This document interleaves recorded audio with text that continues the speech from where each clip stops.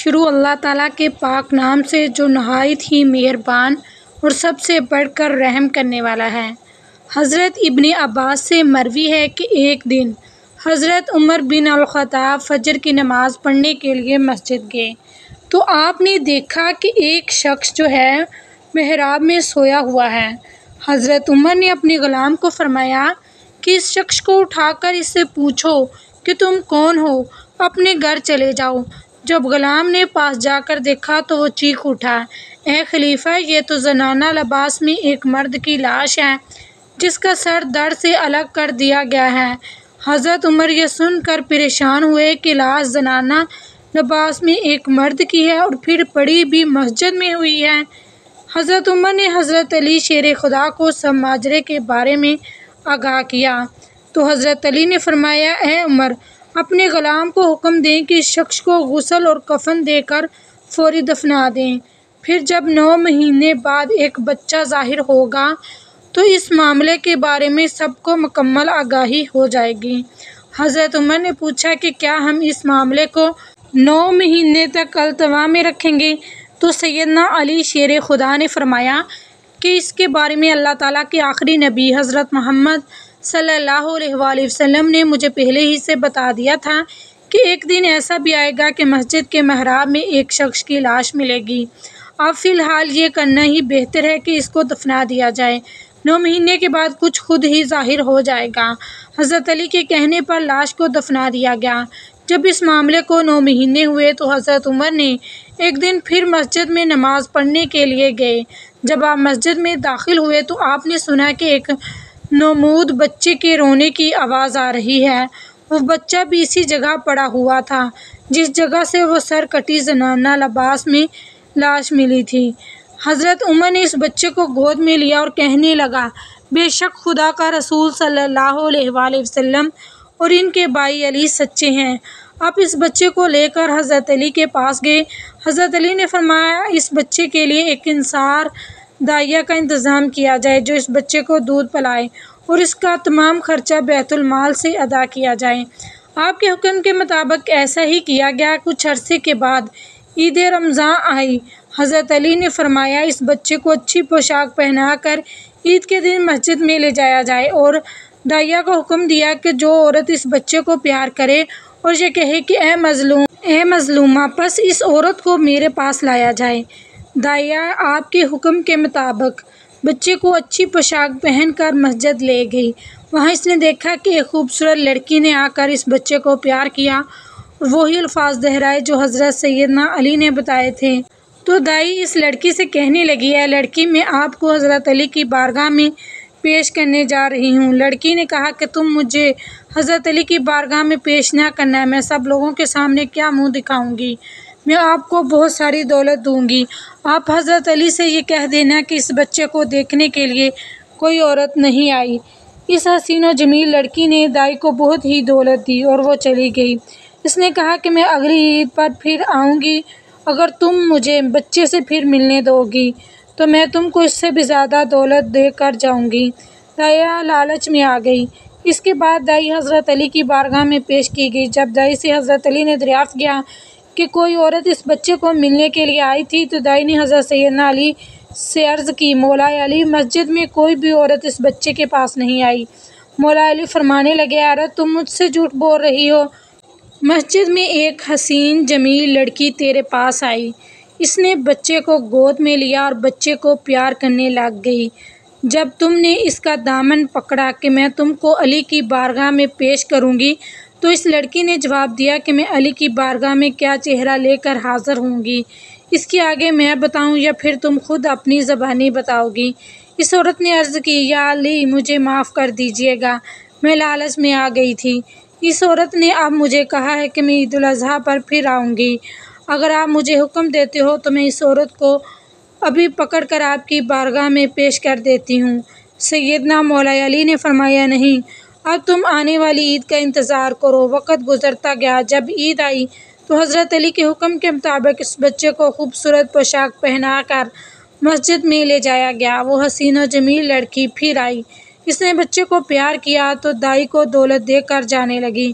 تو دائی نے کہا میں آپ کو حضرت علی کی بارگاہ میں پیش کروں گی۔ اس لڑکی نے بڑی منت سماعت کی، لیکن دائی نے اس بار اس کی ایک بات بھی نہ سنی۔ اس لڑکی کو پکڑا اور حضرت علی کی بارگاہ میں پیش کر دیا۔ جب اس لڑکی کو حضرت علی کے سامنے پیش کیا گیا تو آپ نے لڑکی سے مخاطب ہو کر پوچھا، اے لڑکی، اس بچے کے بارے میں تم مجھے خود ساری داستان بتاؤ گی یا پھر سب لوگوں کے سامنے میں خود ہی بیان کرنا شروع کر دوں؟ لڑکی نے حضرت علی سے عرض کی، اے علی، میں خود ہی بیان کر دیتی ہوں۔ اس لڑکی نے کہا کہ میں عنان بن حجش کی بیٹی ہوں۔ میرے باپ رسول اللہ صلی اللہ علیہ وآلہ وسلم کے ساتھ مہم میں شہید ہوئے تھے۔ میری ماں حضرت ابوبکر کے دور خلافت میں وصال پا گئی تھی۔ میرا کوئی بھی بہن بھائی نہیں تھا، اسی لیے میں تنہا ہی رہ گئی تھی۔ میں اپنا دل بہلانے کے لیے محلے کی لڑکیوں کے پاس چلی جایا کرتی تھی۔ اسی طرح محلے کی لڑکیاں میری دوست بن گئیں۔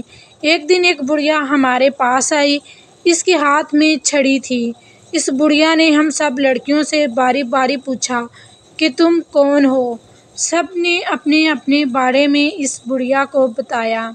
پھر وہ بڑھیا میرے پاس آئی، اس کے ہاتھ میں ایک بہت ہی بڑی تسبیح تھی جس پر وہ ذکر و اذکار کر رہی تھی۔ جب وہ میرے پاس آئی، اس نے مجھ سے پوچھا کہ تیرا نام کیا ہے؟ میں نے بتایا کہ میں عنان بن حجش کی بیٹی ہوں۔ اس بڑھیا نے کہا کہ تم پریشان کیوں ہو رہی ہو؟ میں خدا کی نیک بندی ہوں۔ اس نے پوچھا کہ تمہارے والد کہاں ہیں؟ میں نے اس بڑھیا کو بتایا کہ میرے والدین وصال پا گئے ہیں، میں تنہا ہی گھر میں رہتی ہوں، میں اسی لیے محلے کی دوستوں کے پاس اپنا وقت گزار لیتی ہوں۔ اس عورت نے مجھ سے دریافت کیا کہ تمہاری شادی ہو گئی ہے؟ میں نے کہا کہ نہیں۔ اس نے کہا کہ تم شادی کے بغیر کس طرح سے زندگی بسر کر رہی ہو؟ میری باتیں سن کر وہ مجھ سے ہمدردی جتاتے ہوئے کہنے لگی، اس نے کہا کہ میں بوڑھی ہو چکی ہوں، میں ہر وقت اللہ تعالیٰ کی عبادت میں مشغول رہتی ہوں، اگر تم چاہو تو میں آپ کے پاس رہ لیتی ہوں، اس طرح تمہارا بھی دل لگ جائے گا اور میں تو ہر لمحہ اللہ تعالیٰ کی یاد میں ہی گزار دیتی ہوں۔ آپ مجھے ہی اپنی ماں کہہ لیا کرو، میں آپ کو ماں سے بڑھ کر پیار کروں گی، تیری ہر خوشی اور غم میں شریک ہوں گی۔ اس طرح میں اس بڑھیا کو اپنے گھر لے آئی۔ جب شام ہوئی تو میں نے گھر میں کھانا تیار کیا تو میں نے بڑھیا کو کھانا دیا تو بوڑھی عورت کھانے کو دیکھ کر رونے لگی۔ عورت نے روتے ہوئے کہا کہ میں تو اللہ کی ولی ہوں، مجھے اچھے اچھے کھانوں سے کیا غرض ہے، آپ مجھے بس نمک اور جو کی روٹی ہی دے دیں، یہی میری خوراک ہے۔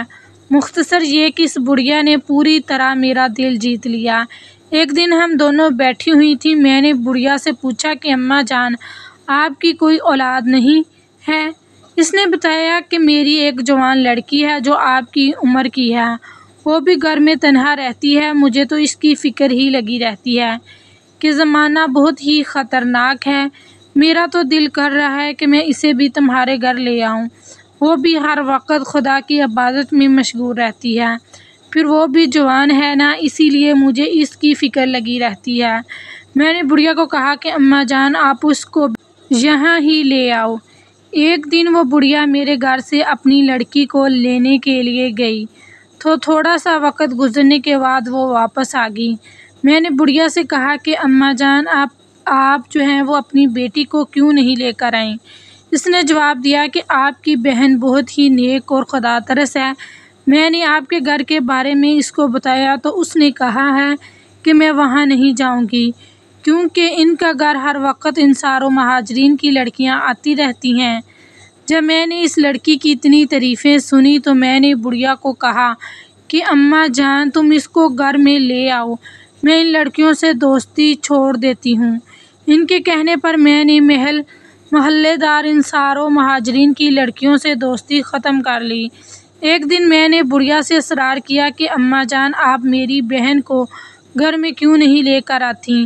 میرے بار بار کہنے پر وہ گھر سے اپنی لڑکی کو لینے کے لیے نکل گئی۔ تھوڑی ہی دیر کے بعد وہ گھر آئی تو اس کے ساتھ ایک جوان لڑکی تھی جس نے اپنا سارا جسم کسی بڑے سے کپڑے سے ڈھانپ رکھا تھا۔ جب وہ دروازے کے پاس آئیں تو میں نے کہا کہ اندر آ جاؤ، تم دروازے کے پاس ہی کیوں کھڑی ہو گئی ہو؟ بڑھیا نے کہا کہ بیٹا، میری یہ بیٹی بہت ہی شرم و حیا کی پیکر ہے، اسی لیے یہ کسی کے گھر میں نہیں گئی۔ یہی وجہ ہے کہ یہ آپ کے گھر میں آتے ہوئے شرما رہی ہے۔ آخر کار میں اس کو کپڑے سے پکڑ کر اپنے گھر لے آئی۔ جب میں اس کو گھر کے اندر لے آئی تو وہ بڑھیا ہم سے باتیں کرتے ہوئے باہر چلی گئی۔ جب بڑھیا گھر سے باہر چلی گئی تو میں نے اس لڑکی سے کہا کہ آپ برقع اتار کر آرام کرو، یہ تمہارا ہی گھر ہے، یہاں شرمانے کی آپ کو کوئی ضرورت نہیں ہے۔ اس عورت نے سر سے باہر کے دروازے کی طرف اشارہ کیا کہ وہ دروازہ کھلا ہوا ہے، تو میں نے دروازہ بند کر دیا اور اس لڑکی کے برقعے کو کھینچتے ہوئے کہا کہ بہن، تم برقع اتار دو، تم کیوں شرما رہی ہو؟ جب اس نے برقع اتارا، اس کو دیکھ کر میرے تو ہوش ہی اڑ گئے۔ میں نے دیکھا کہ وہ عورت نہیں بلکہ سیاہ داڑھی والا ایک بلند و قامت مضبوط جسم کا ایک مرد ہے۔ میں اسے دیکھ کر آپے سے باہر ہو گئی۔ میں نے کہا، کیوں مجھے یتیم پر ظلم کرتا ہے؟ خدا کا خوف کر کیوں میری رسوائی کرتا ہے؟ کوئی دیکھ لے گا تو میں کہیں کی نہیں رہوں گی۔ خدا کے لیے خاموشی سے یہاں سے نکل جا۔ لاکھ اس کی التجا کرتی رہی مگر اس ظالم نے اپنے مضبوط بازوؤں میں مجھے زور سے سمیٹ لیا۔ اسے مجھ پر رحم نہیں آیا۔ اس نے مجھ پر اپنی گرفت مضبوط کر دی اور میں بے بس اور مجبور ہو گئی۔ چیخو پکار اس لیے نہ کی کہ میں ہمسائے لوگ مطلع ہو جائیں گے اور میری رسوائی ہوگی۔ میں اس کے چنگل میں بری طرح گرفتار ہو چکی تھی۔ بالآخر اس ظالم نے مجھ پر ظلم کیا، میری دوشیزگی چاک کر دی۔ یہ سیاہ مرد اپنی مستی میں مدہوش تھا۔ وہ وہیں سو گیا۔ جب میں کچھ بہتر ہوئی تو اندر سے تلوار لائی اور اس پر وار کیا اور پھر اس کی گردن جسم سے جدا کر دی۔ جب رات ہوئی تو اس کی لاش مسجد کے محراب میں رکھ دی۔ کچھ دن بعد احساس ہوا کہ حمل ٹھہر گیا ہے۔ کئی مرتبہ حمل کو ساقط کرنے کا ارادہ کیا مگر خدا کے خوف سے ایسا نہ کر سکی۔ آخر یہ بچہ پیدا ہوا، اسے بھی قتل کرنے کا سوچا مگر خوف خدا سے یہ نہ کر سکی۔ آخر اس بچے کو بھی اس محراب میں رکھ آئی۔ تمام حالات سننے کے بعد بے اختیار حضرت عمر نے فرمایا، خدا کے رسول بھی سچے ہیں اور آپ کے بھائی بھی سچے ہیں۔ حضرت عمر نے حضرت علی سے دریافت کیا، اب اس عورت کے لیے کیا حکم ہے؟ آپ نے فرمایا، اس مقتول کا خون بہا کچھ نہیں، کیونکہ یہ ایک گناہ عظیم کا مرتکب ہوا ہے۔ اس عورت پر کوئی حد نہیں کیونکہ اس کی رضامندی کے بغیر وہ شخص اس پر غالب ہوا۔ اس کے بعد آپ نے فرمایا، اس بڑھیا کو حاضر کیا جائے تاکہ خدا کے حق کو اس سے طلب کروں۔ حضرت علی نے دائی کو حکم دیا کہ بچے کو اس کی ماں کے سپرد کیا جائے۔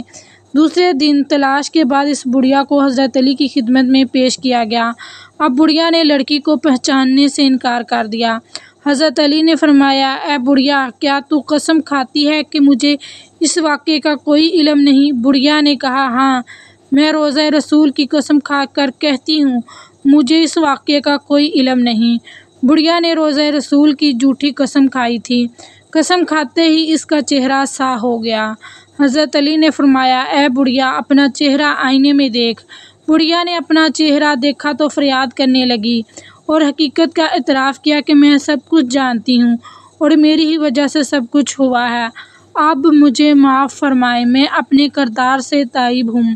حضرت علی نے دعا فرمائی، اے خدا، اگر یہ عورت سچ کہتی ہے اور در حقیقت تائب ہوتی ہے تو اسے پہلے حال میں پلٹا دے۔ مگر اس چہرے کی سیاہی ختم نہ ہوئی تو حضرت علی نے فرمایا، اے ملعونہ، تو کس طرح تائب ہوئی ہے کہ خدا نے تجھے معاف ہی نہیں کیا؟ پھر آپ نے حضرت عمر سے فرمایا، اس بڑھیا کو مدینے سے باہر بھیج کر رجم کروا دیا جائے۔ پیارے مسلمان بھائیوں اور بہنوں، اس واقعے سے ہمیں یہ سبق ملتا ہے کہ ہم ہمیشہ سچ بولیں اور نیکی کے راستے پر چلیں۔ بے شک سچ جو ہے وہ نیکی کی طرف لے جاتا ہے اور جھوٹ جو ہے تباہی کی طرف لے جاتا ہے۔ ہر وقت اللہ تعالیٰ سے اپنے گناہوں کی معافی مانگتے رہیں، بے شک وہ بہت بڑا رحمان اور رحیم ہے اور بخشنے والا ہے۔ تو آج کی ویڈیو اچھی لگی ہو تو اسے لائک اور چینل کو سبسکرائب ضرور کریں۔ جزاک اللہ۔